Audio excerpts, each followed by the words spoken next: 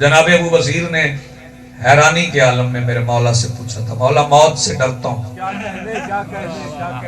مولا نے فرمایا موت سے کیوں ڈرتے ہو؟ تم نے کوئی پہلی بار مرنا ہے؟ یہ تصور صرف آپ کو مکتب اہل بیت میں ملے، تمہیں کوئی پہلی بار فوت ہونا ہے؟ ابو بصیر کی حیرانی میں اور اضافہ ہوا، مولا پہلے کب فوت ہوا؟ مولا نے فرمایا پہلے تم شکم مادر کے اندھیرے سے فوت ہو کے دنیا میں آئے تھے، پھر یہاں سے فوت ہو کے آخرت میں چلے جائے۔ مولا اسے آخرت کیوں کہتے ہیں؟ فرمایا اسے آخرت اس لیے کہتے ہیں کہ اس کے بعد پھر کوئی مقام نہیں، وہ آخری مقام، اس کے بعد ارتقا نہیں ہے، اس کے بعد ترقی نہیں ہے، جس حالت میں چلے جاؤ گے اسی حالت میں رہو۔ مولا میں شکم مادر سے فوت ہوا پھر یہاں سے فوت ہو جاؤں گا۔ فرمایا ہاں تھوڑا سا فرق ہے، جب تم شکم مادر سے فوت ہوئے تھے تو تم رو رہے تھے، تمہارا استقبال کرنے والے ہنس رہے تھے، مگر جب تم دنیا سے فوت ہو جاؤ گے تو تمہیں رخصت کرنے والے روئیں گے، تمہارا استقبال کرنے والے ہنسیں گے، وہ جشن منائیں گے۔ مولا میرا استقبال کون کرے گا؟ فرمایا تمہارا استقبال آخرت میں وہی کریں گے جن سے تم دنیا میں محبت کرتے ہو، جن سے یہاں پیار ہے وہی تمہارا استقبال کریں گے۔ اب جن سے محبت ہے انہوں نے ہی استقبال کرنا، یا پھر کہہ رہا ہوں جن سے محبت ہے انہوں نے ہی آپ کا استقبال کرنا۔ اب یہ آپ پہ منحصر ہے کہ آپ کہاں اپنا استقبال چاہتے ہیں۔ یہ آپشن آپ کو دے دیے گئے ہیں کہ آپ اپنے استقبال کی جگہ کون سی پسند کرتے ہیں، جنت پسند کرتے ہیں یا جہنم پسند کرتے ہیں؟ اگر آپ اپنا استقبال جنت میں چاہتے ہیں تو جنت والوں سے محبت کریں، اگر آپ اپنا استقبال جہنم میں چاہتے ہیں تو پھر جہنم والوں سے پیار کریں۔ وہی استقبال ہوگا، لیکن یہ محبت ہے کیا؟ محبت کسے کہتے ہیں؟ جس سے محبت کی جائے وہ پھر کچھ عطا کرتا ہے۔ اگر محبت کا یقین دلا دیا جائے تو پھر وہ محبت میں کچھ عطا کرتا ہے۔ کیا عطا کرتا ہے؟ چلے میں ذکر آل محمد، مقصد میرا ذکر آل محمد ہی ہے، لیکن جس پہ سب حضرات متفق ہیں اسی کا ذکر کر لیتے، ذکر خدا کر لیتے، اللہ سے محبت کرو۔ جب اللہ سے محبت کرو گے تو پھر اللہ کچھ عطا کرے گا نا، لیکن اللہ سے محبت کرنے سے پہلے یہ دیکھ لو کہ اللہ نے کس سے محبت، اللہ کس سے محبت، اللہ سے محبت کا صرف ایک ہی طریقہ ہے۔ اگر اس طریقے کے بغیر اللہ سے محبت کرو گے تو مشرک ہونے کا غالب امکان ہے۔ اگر اس طریقے کے بغیر اللہ سے محبت کرو گے، کہیں نہ کہیں اللہ کو مجسم کر لو گے، کہیں نہ کہیں اللہ کی تصویر بنا لو گے۔ جب تصویر بنا لو گے تو مشرک ہو جاؤ گے۔ پھر ایک ہی طریقہ ہے کہ پہلے محبوب خدا کو ڈھونڈو، اس کے محبوب سے محبت کرو، اللہ سے محبت ہو جائے، اور جب اللہ سے محبت ہو جائے گی تو پھر محبت میں وہ کچھ عطا کرتا ہے۔ محبت میں وہ عطا کیا کرتا ہے؟ جو اس کے پاس ہے وہی دیتا ہے۔ اب اس کی دو صفتوں کا میں ذکر کروں۔ ایک صفت ہے اس کی حی، حی معنی ہے زندہ۔ ایک صفت ہے اس کی شہید، شہید کے معنی ہے گواہ۔ حی کے معنی ہے زندہ، شہید کے معنی ہے گواہ۔ زندہ ہونے کے لیے گواہ ہونا ضروری نہیں۔ میرا یہ جملہ پہنچے تو گفتگو آسان۔ زندہ ہونے کے لیے گواہ ہونا ضروری نہیں، گواہ ہونے کے لیے زندہ ہونا ضروری ہے۔ ہر زندہ گواہ نہیں ہوتا، مگر ہر گواہ زندہ ہوتا ہے۔ وہ زندہ بھی ہے اور گواہ بھی ہے، توجہ فرمائیے۔ تو جب وہ حی ہے تو وہ زندگی تو ہر ایک کو عطا کرتا ہے، جو اس سے محبت کرتے ہیں انہیں بھی زندگی دیتا ہے۔ جو اس سے محبت نہیں کرتے انہیں بھی زندگی دیتے ہیں، لیکن فرق صرف یہ ہے کہ جو ان سے محبت نہیں کرتے انہیں وہ زندگی دیتا ہے، پھر زندگی لے لیتا ہے۔ جو اس سے محبت نہیں کرتے انہیں وہ زندگی دیتا ہے، پھر لے لیتا ہے، اور جو اس سے محبت کرتے ہیں پہلے انہیں زندگی دیتا ہے، اگر محبت ثابت ہو جائے تو پھر انہیں گواہ بنا لیتا ہے۔ بڑی آسان گفتگو۔ جو اس سے محبت ثابت کرنے میں کامیاب ہو جائیں پہلے انہیں زندگی دیتا ہے، پھر انہیں گواہ بنا لیتا ہے، اور گواہ ہونے کے لیے زندہ ہونا ضروری ہے۔ اور گواہ ہیں دو قسم کے، ایک ہے شاہد، ایک ہے شہید۔ میں اس سے پہلے کہ شاہد اور شہید کا فرق سمجھاؤں، پہلے یہ عرض کر دوں کہ یہ چونکہ ترجمہ ہوتا ہے کل نفس ذائقۃ الموت، ہر نفس کے لیے موت کا ذائقہ ہے، تو نفوس میں لوگوں نے سب کو شامل کر لیا، اشیاء کو بھی اور لا شے کے حاکم کو۔ ذرا مشکل باتیں ہیں، آپ سوچیں گے تو بعد میں آسان ہو جائیں گی، ضروری نہیں اسی نشست میں آسان ہو جائے، بعد میں تفکر کیجئے گا، تدبر کیجئے گا تو آسان ہو جائیں گے۔ سب اس میں شامل نہیں، زندگی لینے والے مرتے ہیں، زندگی دینے والا نہیں مرتا۔ توجہ فرمائیے گا، زندگی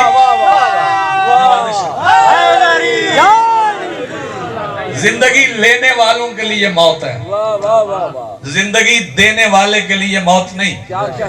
تو میں سارے مسالک کے حضرات کے لیے آج ایک جملہ نظر کر رہا ہوں، زندگی دینے والا کون ہے؟ سرکار دو عالم اپنے اصحاب سے میدان میں کہا کرتے تھے، جاؤ جا کے میرے دشمنوں سے لڑو، اور اگر میرے دشمن نے تمہیں قتل کر دیا تو پھر میں تمہیں مرنے نہیں دوں گا۔ آپ نے غور نہیں فرمایا، اگر میرے کسی دشمن نے تمہیں قتل کر دیا تو پھر میں تمہیں مرنے نہیں دوں گا۔ اس کا مطلب ہے حسنین کے نانا زندگی لینے والے نہیں، زندگی دینے والے ہیں، بشارت حیات دیتے ہیں اور گواہ بھی بناتے ہیں۔ بس اسی پہ بات کو تمام کر رہا ہوں، بشارت حیات دیتے ہیں اور گواہ بھی بناتے ہیں۔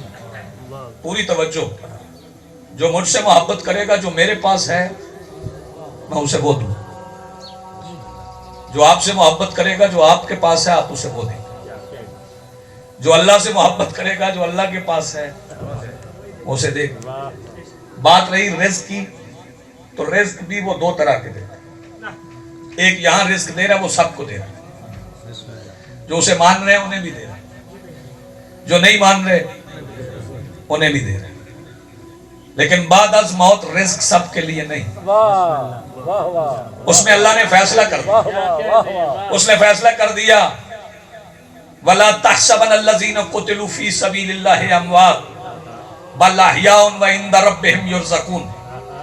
جو اللہ کی سبیل میں قتل ہو جائیں ان کے لیے سوچنا بھی نہ وہ مردہ ہیں، بَلْ أَحْيَاءٌ بلکہ وہ زندہ ہیں، وَعِندَ رَبِّهِمْ يُرْزَقُونَ اور وہ اپنے رب سے رزق لیتے ہیں، وہ اپنے رب سے رزق لیتے ہیں۔ بے توجہ، یہاں پہ ایک واقعہ نقل کرنا چاہتا ہوں، صحابی رسول، مستند صحابی رسول، شیعہ سنی کے مشترکہ واجب الاحترام جناب سلمان، کافی دن جناب ابو ذر کے سامنے بغیر کھائے پیے رہے، تو جناب ابو ذر غفاری نے پوچھ لیا، سلمان جو کتاب کی لفظیں ہیں وہ نقل کرو، جو لکھا ہے وہی منو ان نقل کرو۔ سلمان طبیعت ٹھیک ہے، آپ کچھ کھا نہیں رہے، تو جناب سلمان نے فرمایا کہ میں آخرت کے رزق پہ آ گیا ہوں۔ آپ نے غور نہیں کرا، میں آخرت پہ رزق پہ آ گیا ہوں، میں نے اناج چھوڑ دیا، آخرت کے رزق پہ زندہ ہوں۔ تو جناب ابو ذر غفاری نے پوچھا کہ آخرت کا رزق کیا ہے؟ جناب سلمان نے کہا علی کی محبت جو ہے رزق آخرت پہ زندہ ہوں۔ اس کا مطلب ہے جو اللہ کی سبیل میں قتل ہو جائیں اللہ کی سبیل میں قتل ہو جائیں اللہ انہیں علی کی محبت بطور رزق عطا کرتا ہے، توجہ فرمائیے، بطور رزق عطا کرتا ہے، لیکن ہے وہ شہید ہے ہی نہیں، ہے تو آپ بھی ہیں، وہ شہید، زندہ آپ بھی ہیں لیکن آپ گواہ نہیں،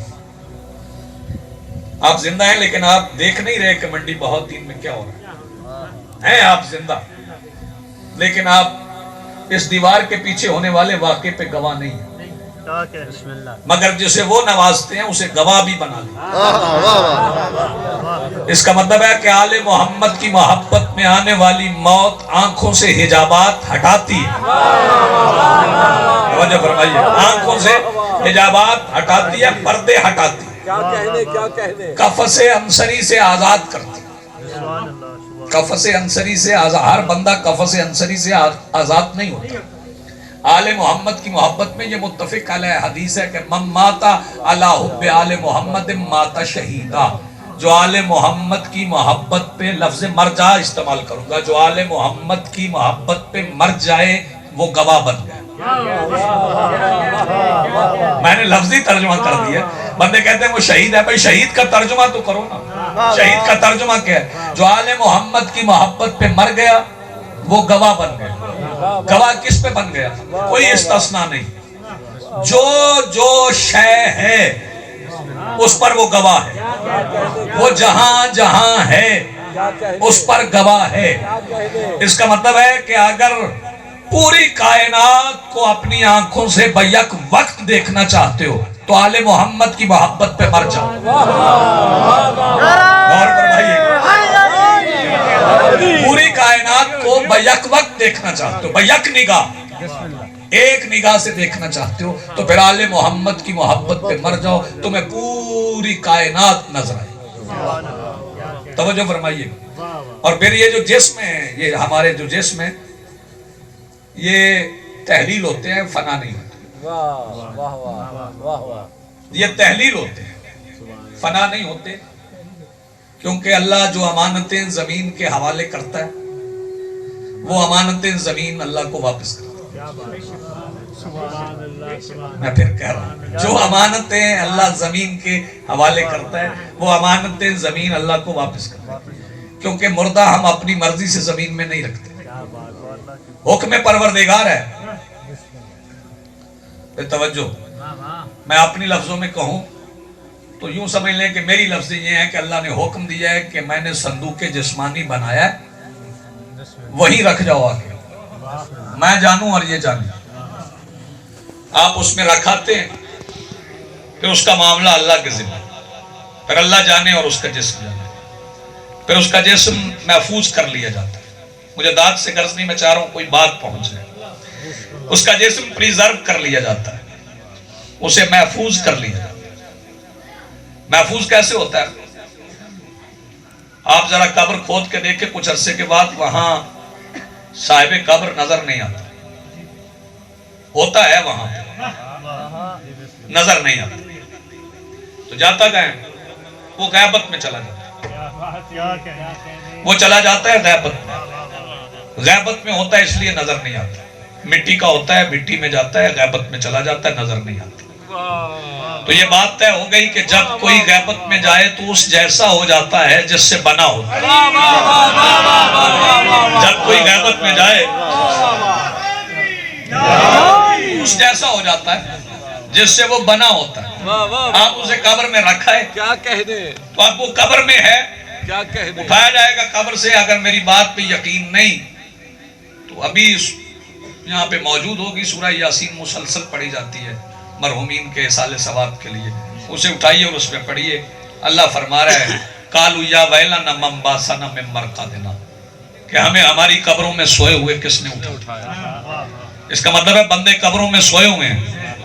یہ بات بابا جی امیر المومنین نے بھی سمجھائی۔ کیا کہنے، سرکار نے فرمایا تھا کہ نیند ناقص موت ہے اور موت کامل نیند ہے۔ آپ نے غور نہیں فرمایا، نیند ناقص موت ہے اور موت کامل نیند ہے، اس لیے یہ قرآن کہہ رہا ہے قالوا یا ویلنا من باسنا من مرقدنا، ہمیں ہماری قبروں میں سوئے ہوئے کس نے اٹھا دیا۔ میری ایک کلامی حضرت سے بحث ہوئی اس پہ، وہ صاحب کلام ہے، یہ کلامی ایک اصطلاح ہے، تو انہوں نے کہا جی کہ اللہ نئے جسم تخلیق کرے گا. اب سر اٹھائیے گا اور لطف لیجیے گا اس بات. اللہ قادر مطلق ہے، وہ نئے جسم تخلیق کرے. پوری توجہ. تو میں نے ان سے کہا کہ آپ پتہ نہیں کیسے کہہ رہے ہیں، اللہ تو عادل ہے، اللہ نیا جسم تخلیق نہیں کرے. یہ بات عدل الہیہ کے خلاف ہے کہ ماتم کوئی اور جسم کرے، جنت میں کوئی اور چلا جائے، نماز کوئی اور جسم پڑھے، جنت میں کوئی اور چلا جائے. وہی جسم قبروں سے اٹھے ہیں وہی پر. توجہ فرمائیے گا. لیکن محبت کبھی کبھی کمال دکھاتی ہے، جو چونکہ مٹی میں ہے، مٹی کے مٹی میں گئے، مٹی میں مل گئے. کبھی کبھی محبت مٹی کی نو بدل دیتی.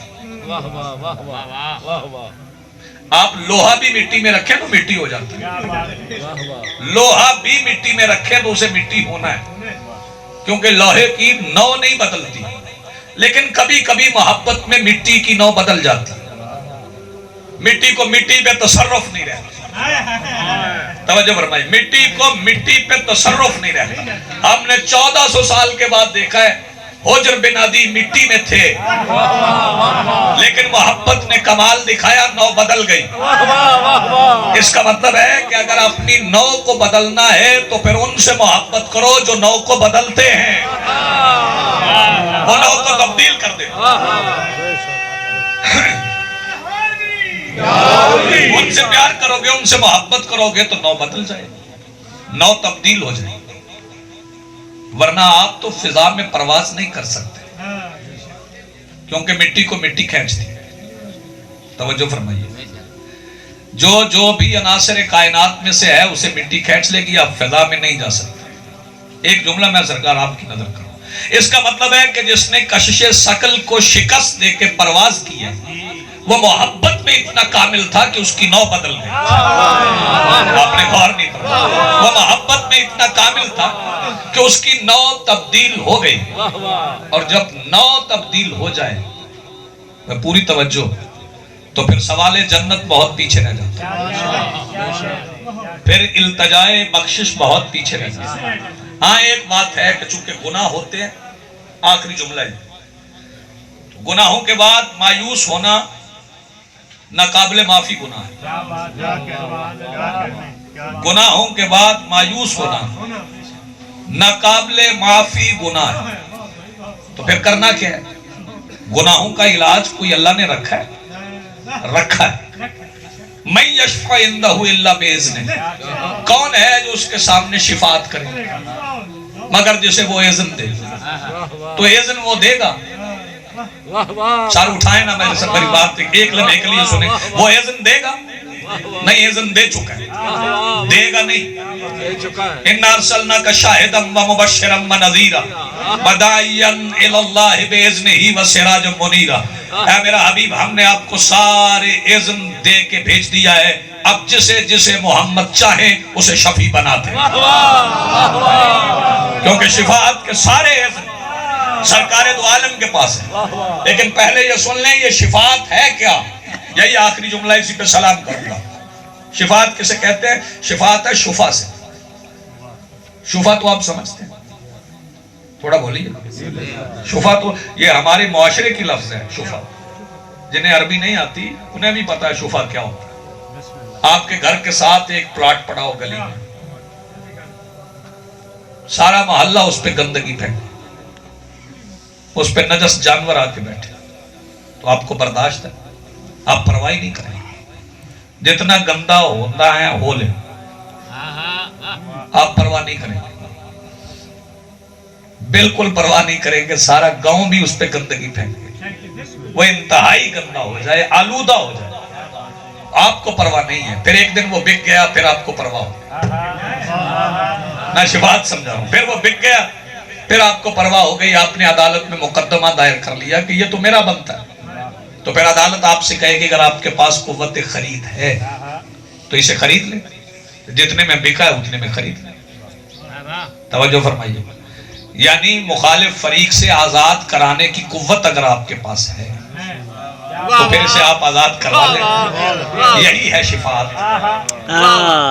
یہ شفا سے یہی ہے شفاعت کہ آپ کے پاس قوت خرید ہے تو آپ فیصلے کو تبدیل کروائیں. یہی وجہ ہے بھئی توجہ. قیامت کے دن کچھ بندوں کے جہنم جانے کا فیصلہ ہو جائے گا کہ اس وقت حسین کی ماں شفا کرے گی کہ یہ میرے ہیں. توجہ فرمائیے گا. پھر اس وقت سیدہ شفا کریں گی کہ یہ میرے ہیں تو فیصلہ بدل جائے گا. توجہ فرما رہے ہیں. فیصلہ بدل جائے گا, تبدیل ہو جائے گا. فیصلے تبدیل کروانے والے ہیں عالم. توجہ فرمائیے. لیکن شرط ہے ان سے محبت کی جائے. اگر محبت ہے آل محمد سے, محبت انسان کے تاثرات سے نظر آ جاتی ہے. اس کا اور کوئی حوالہ نہیں ہوتا. زبان سے کہا بھی جائے محبت ہے لیکن پھر بھی وہ تاثرات کی محتاج ہے.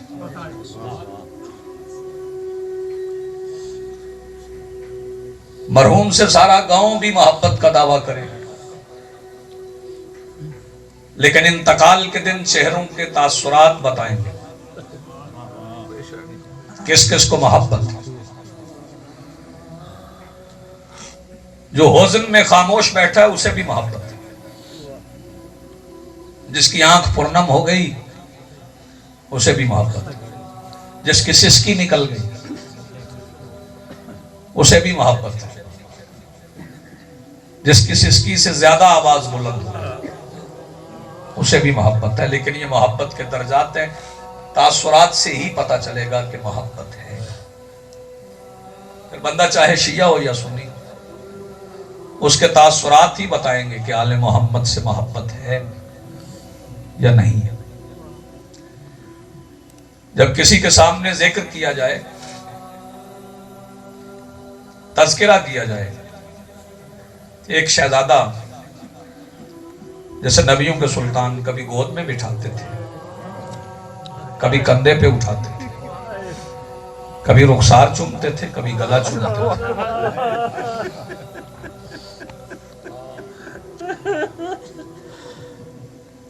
اسے مسلمانوں نے بیٹی کے سامنے مارا.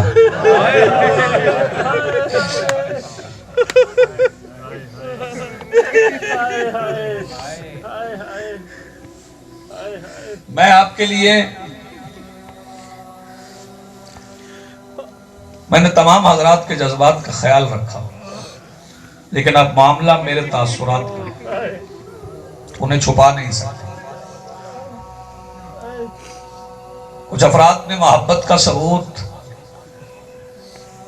با کلیم سرکار دے دیا, اور جو ساری لوگوں نے محبت کا حوالہ دے دیا.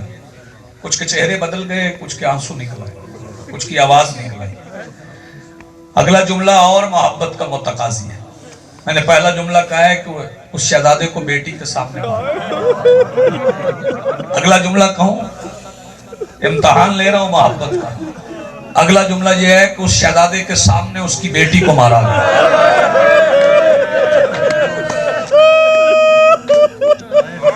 سیدہ آپ کو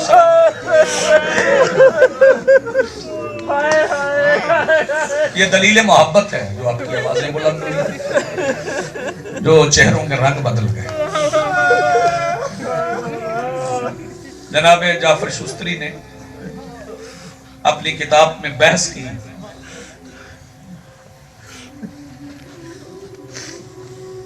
شہید اعظم کے زخموں پر. انہوں نے لکھا کسی نے 950 کہے, کسی نے 1050 کہے, کسی نے 1900 کہے. کہتے میں نے بہت تحقیق کی, پھر میں عدد بھول گیا, بات عدد سے آگے نکل گئی. انہوں نے لکھا کہ شبیہ پیغمبر علی اکبر کے بابا کے جسم پہ اتنے زخم تھے, میں پنجابی کی لفظ شاید استعمال کروں تاکہ ہر بندے کو سمجھ آ جائے. حسین بادشاہ کے جسم پہ اتنے زخم تھے جتنے قرآن میں آراب ہیں, اتنی قرآن میں زیریں اور زبریں, اتنے زخم.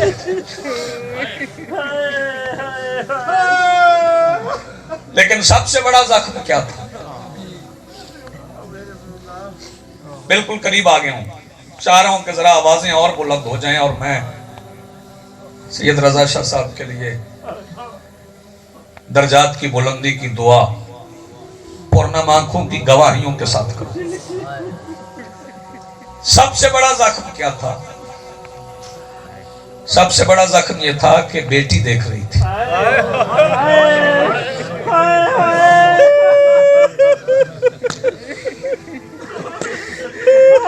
आप अगर अहले सुन्नत हैं तो हमारे भाई हैं, हम इकट्ठे बैठे हैं, लेकिन आपसे एक दुआ की अपील करूं। ये दुआ आज सैयदजादे की मगफिरत की मजलिस में जरूर कबूल हो जाएगी।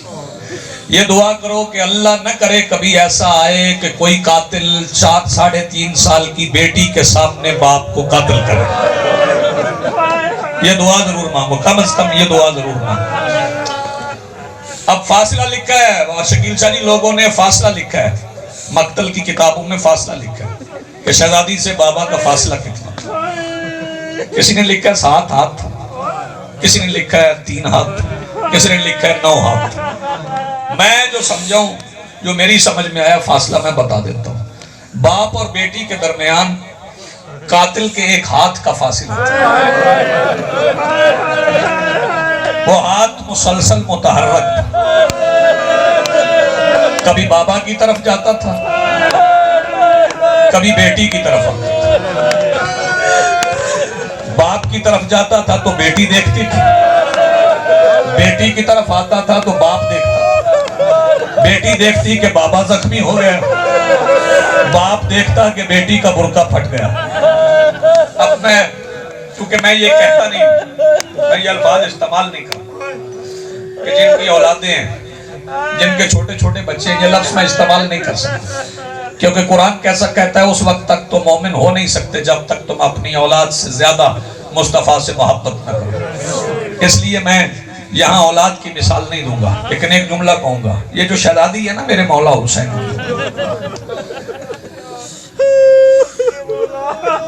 इस शहजादी ने, इसका हौसला देखो।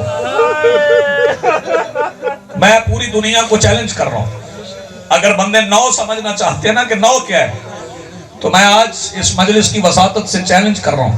पूरी कायनात में जनाबे आदम से लेके इस वक्त तक मुझे कोई 3.5 साल का बच्चा दिखाओ जो 1450 मील पैदल चल गया। पूरी कायनात में दिखाओ जो 1450 मील पैदल चला। वो कायनात में सिर्फ एक शहजादी, वो मेरे मौला हुसैन की शहजादी। मौला सज्जाद का चलना मेरी समझ में आता है, वो इमाम है। मौला बाकिर का चलना मेरी समझ में आता है, वो इमाम है। मैं मर्द नहीं कह रहा, वो इमाम है, वो चले। लेकिन ये शहजादी चली है, और इस शहजादी का चलना कैसा था, मैं इस शहजादी के मौजज़ात क्या पढ़ूं। ये वो शहजादी है कि 1450 मील के सफर में सिर्फ पैदल चली नहीं, बल्कि बड़े भाई को दिलासे देती रही, बड़े भाई को दिलासे देती रही, बड़े भाई को।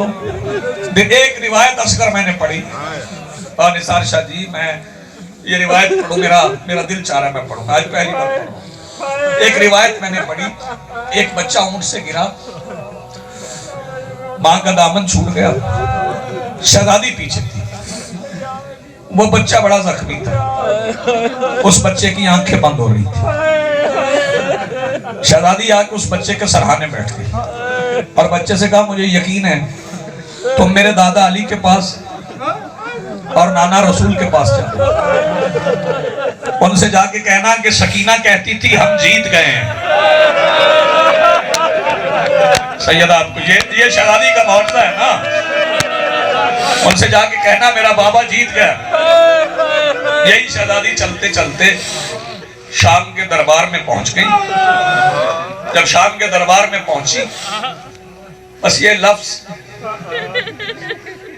हर मसलक से ताल्लुक रखने वाले के दिल से आह निकालेगा। दरबार में बिनाते रसूल खड़ी थी, रसूल की बेटियां खड़ी थी, जिनकी चादरें छीनी गई थी। رسول کی بیٹیوں کی چادریں چھیننے والا غاصب تخت پہ بیٹھ کے کہتا ہے پردہ کرو، میری بیوی اور بیٹی دربار میں آنا چاہتی ہے۔ اس کی بیوی اور بیٹی آئیں، بیوی بڑی شہزادی کی طرف چلی گئی، اس کی بیٹی کا نام ہے رملہ، یہ چھوٹی شہزادی کے پاس آئی، قریب آ کے اس نے شہزادی کو سر سے لے کے پیروں تک دیکھا اور دیکھ کے کہنے لگی مسافرہ، میرے پاس یہی متبادل لفظ تھی، مسافرہ اپنا تعارف کرنا۔ شہزادی نے فرمایا میں عالمین کے سلطان کی بیٹی،